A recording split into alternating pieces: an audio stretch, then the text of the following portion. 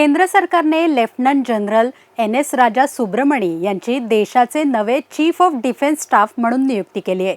लष्करी सेवेचा दांडगा अनुभव आणि अनेक महत्त्वाच्या पदांवर काम केल्यानंतर त्यांची ही नियुक्ती करण्यात आली आहे। विद्यमान सीडीएस अनिल चौहान यांची जागा ते घेतील।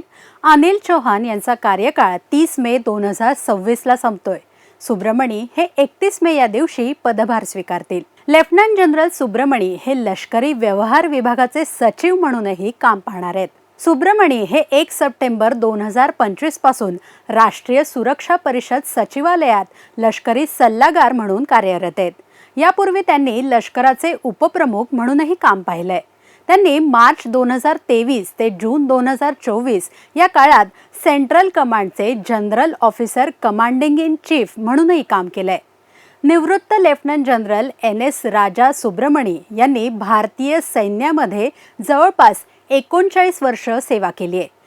त्यांच्या शिक्षणाविषयी सांगायचं झालं तर खडकवासला येथील NDA आणि देहरादून येथील IMA मधून त्यांनी लष्करी प्रशिक्षण घेतलंय। लंडनच्या किंग्स कॉलेजमधून MA पदवी तर मद्रास विद्यापीठातून संरक्षण अभ्यासात MPhil पदवी त्यांनी मिळवली आहे। सुब्रमणी यांनी भारतीय लष्कराच्या गढवाल रायफल्स रेजिमेंटमध्ये अधिकारी म्हणूनही काम केलंय। त्यांना परम विशिष्ट सेवा पदक, अतिविशिष्ट सेवा पदक असे अनेक प्रतिष्ठित लष्करी सन्मान प्रदान करण्यात आलेत। एन.एस. राजा सुब्रमणी हे भारतीय सैन्यात शिस्त, नेतृत्व आणि सामरिक ज्ञानासाठी ओळखले जातात। सैन्यात अनेक महत्त्वाच्या पदांवर काम करत असताना त्यांनी देशाची सुरक्षा व्यवस्था मजबूत करण्यात महत्त्वाची भूमिका निभावली आहे।